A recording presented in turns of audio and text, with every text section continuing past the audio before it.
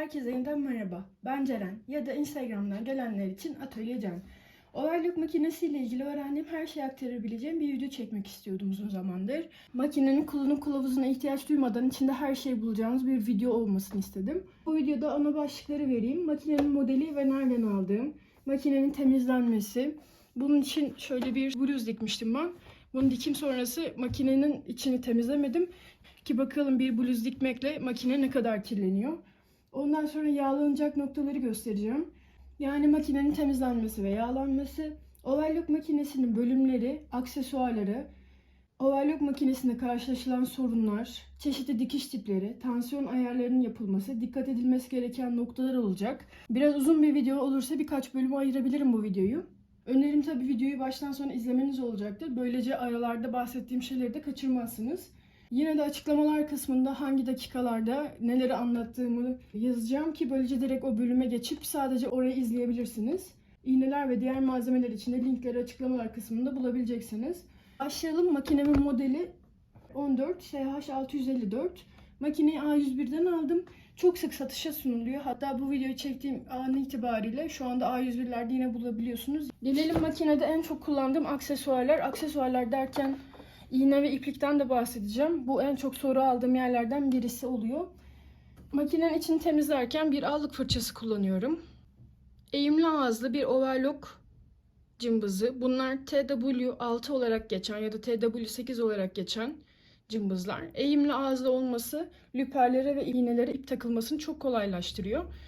Böyle bir cımbız mutlaka elinizde olmalı ve çok ucuz bir şey. 20 lira falan olmalı. İğneleri söküp takarken bir adet tornavida ihtiyaç oluyor. Bu arada cımbız ve tornavida makinenin içinden de çıkıyor ama ben böyle kendi cımbızım ve tornavidamı daha kullanışlı buluyorum. Makinenin yağlanacak kısımları için sadece iki noktayı yağlıyoruz. Bunun için de Singer çok amaçlı sprey yağı kullanıyorum ben. Bunu dikiş makinemde de kullanıyorum. Pipete benzeyen bir ucu var. Onunla noktasal yerleri yağlamak çok kolay oluyor. Bu ürünü kesinlikle öneriyorum. Bundan sonra gelelim en çok soru aldığım noktalar, iğneler. İğnelerin linkini yine bırakacağım ama önerim Singer'in kendi sitesinden almanız. Çünkü orada diğerlerine göre daha ucuza satılıyor. Bununla başlayayım. Bu overlock makinesinin içinden çıkan 14 numara iğne. Ben bunu henüz açmadım, ihtiyaç duymadım. Şöyle 20-22 kodlu bir iğne, 14 numara. Overlock makinesine asıl tercih sebebi ev kullanıcılar için diyorum. Penye ve esneyen kumaşların dikiminin daha kolay olması. Böyle yırtılma, patlama dikişlerde sorunlar overlock makinesinde dikerseniz minimumda oluyor. Bu iğneleri de Singer yeni getirdi. Bunlar örgü ve orta ağırlıkta esnek kumaşlar için kullanılıyor. Yine 20-22 kodlu. Bakın kodu burada 20-22 kodlu. 14 numara ve 12 numara iğneler. Esnek kumaşlarda kullanılır diyor ama ben sadece bu iğneleri kullanıyorum. Normal kumaşlarda yine bu iğnelerle dikiyorum. İp olarak da dikiş makinesinde kullandığım 120 numara ipleri kullanıyorum ben. Muz iplik kullanan arkadaşlar da var. Ama araştırdığım kadarıyla ev tipi overlock makinelerinde muz iplik lüperlere zarar veriyormuş. Bu yüzden ben hiç kullanmadım. Ama illaki kullanacağım diyorsanız iğne iplerinde değil de lüper iplerinde istiyorsanız kullanın. O tercih meselesi, ben kullanmıyorum. Hepsinde oltalı ya da Coats marka ipler kullanıyorum. Bir de sancak varmış. Ondan sonra gelelim makineden çıkan bir diğer aparata. Bu bobin tutucu. Bu büyük bobinlerle çalışırken bobinin sallanmasını önlüyor. Ufak masörlerle çalışıyorsanız da bunu çıkartıp bunları takabilirsiniz. Altına bir keçe koyabilirsiniz yine. En son olarak da şöyle fileler kullanıyorum. Bu fileleri çok nadiren kullanıyorum ama yine de bahsedeyim. Normal dikiş iplerinde bu 120 numaralarda buna ihtiyaç olmuyor. Çünkü zaten bu ipler çok salınmıyor kendi kendine. Ama naylon ipler veya süs dikişi için kullandığımız nakış ipleri çok fazla salınıyor ve böyle çardağa dolanma ihtimali olabiliyor. Veya çok fazla açılıyor ip. Kontrollü gelmiyor makineye. Bunu bobine geçirerek böyle kullanıyorum. Ama dediğim gibi buna çok sık ihtiyaç olmuyor. Aksesuarlar bu kadar. Şimdi makinenin bölümlerinden bahsedeceğim. Her bölümün üzerinde ayrı ayrı duracağım ve her bölüm üzerinde bahsetmek istediğim çok önemli noktalar var. Çardak kısmıyla başlıyorum. Bu kısımda teleskobik iplik tutucu var. İç içe geçmiş demirler sayesinde bu kapanıp açılabiliyor. Benim ilk iplik kırmamdan da bahsedeyim bu esnada. Makineyi aldığımda tabii tansiyon ayarları yapılmış ve bir ufak kumaş parçası vardı üzerinde. Denenmiş olarak fabrikadan çıkıyor bu makineler. Ben de o kumaş parçasını diktim. Ondan sonrasında da teleskopik iplik tutucuyu kapattım ve koruma örtüsünü örtüp öyle kaldırdım. Ondan sonra ertesi gün kullanacağımda ben burayı kapalı unutmuşum. Ve hemen hemen bütün iplerim kırıldı. Yaşadığım paniği anlatamam. Sebebini de bulamamıştım. Halbuki çok basit bir sebebi varmış. Sonra oturup sakin bir kafayla tekrar bakınca anladım ki sadece bunu açmayı unutmuşum. İpleriniz kırılıyorsa çok basit bir sebebi olabilir. Sadece çardağı açmayı unutmuş olabilirsiniz. Tam açık olması gerektiğini söylemiştim. Aynı zamanda makineye paralel durmalı. Karşılaşılan bir diğer hatadan bahsedeceğim. Muz iplikler ya da naylon iplik kullanıyorsanız ya da nakış makinesi ipi taktıysanız makineye, bu iplikler iplik tezgahının altına dolanabiliyor.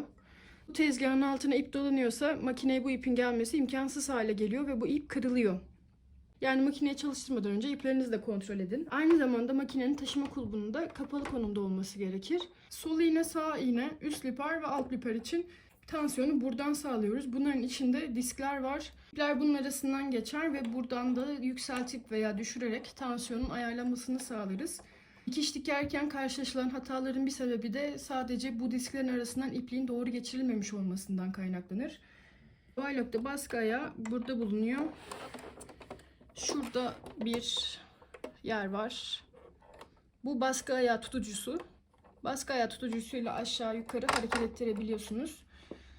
Benim diğer ip kırmamda buradan kaynaklı olduğu, baskı ayağı overlock makinesinde çok az kalkıyor. Yani aşağıda ya da yukarıda olduğunu bu açıdan fazla anlayamıyoruz. Ben de baskı ayağını yukarıdayken dikmiştim ve yine iplerimi kırmıştım.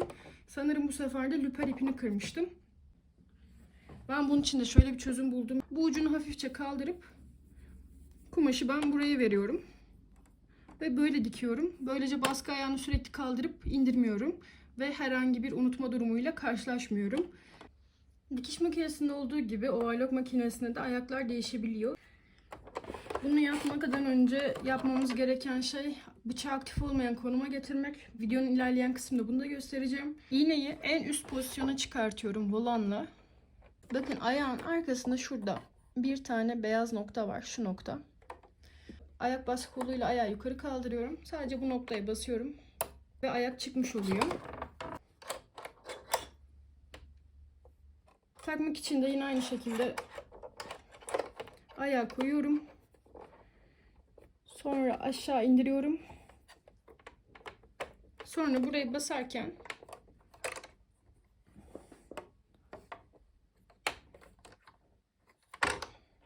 aşağı indiriyorum. Böylece ayak yerine oturmuş oluyor. Yani dikiş makinesiyle hemen hemen aynı şekilde takılıp çıkartılabiliyor ayaklar. Şimdi gelelim iğnelere. İğneler nasıl sökülür ve nasıl takılır? Uzun bir tornavida kullanmamın sebebi burada daha kolay çalışabiliyorum. İğnelerin üstünde vidalar var. Bu vidaları gevşetiyoruz. Asla bu vidaları çıkartmayacağım. Sadece iğneyi çıkartabilecek kadar gevşetiyorum. Ve iğneyi çıkartıyorum. Tabii iğneyi çıkartmadan önce ya da takarken de yine iğnenin en üst pozisyonda olmasına dikkat ediyorum. Dikiş makinesindeki iğneler gibi overlock makinesindeki iğnelerin de diğer yüzleri bombeliyken bir yüzü düz. Bakın düz. Düz yüzü dışarı bakacak şekilde, yani çardak kısmına bakacak şekilde iğneyi yerleştiriyorum. En üste kadar gittiğinden emin olup sıkıyorum. Aynı şekilde diğer iğneyi de takayım. Çünkü burada da göstermek istediğim bir şey var. Bu arada bu cımbızla iğneyi tutarak daha kolay makineye monte edebilirsiniz iğneleri. Bahsetmek istediğim nokta şu. Bu bana çok mesaj olarak geliyor. Benim bir iğnem daha yukarıda diye. Yani evet, doğru yerleşim zaten öyle olmalı. Şu açıda tam görünüyor. Benim de bir iğnem daha yukarıda. Bunda herhangi bir sorun yok. Şimdi lüper kapağına gelelim. Bu makine için söyleyebilirim. Biraz hassas olduğunu duymuştum ben. Bu oyuntuya parmağımı koyuyorum ve sağa doğru çekiyorum. Sonra diğer parmağımla da aşağı doğru indirerek lüper kapağını açmış oluyorum. Burada en önemli nokta şu: lüper kapağı açıkken asla dikiş dikmeyin. Bunlar çok hızlı çalışan parçalar. Yani hem overlock makinenize zarar verebilirsiniz hem de kendinize zarar verebilirsiniz. Bu da dikkat etmeniz gereken bir başka nokta bence. Üst lüper ve alt lüper Bu lüper kapağının altında bulunuyor. Bunlar da iplik yolları. Bu yolları kat ederek ipliğimizi takıyoruz. Bu arada bir videom daha var overlock makinesinde doğru ip takma ile ilgili. O videoyu hem açıklamalar kısmına hem de bu videonun üstüne kart olarak yerleştireceğim ki kolaylıkla o videoyu da izleyin. Orada bu lüperlerin nasıl takılması ile ilgili çok ayrıntılı bir videom var.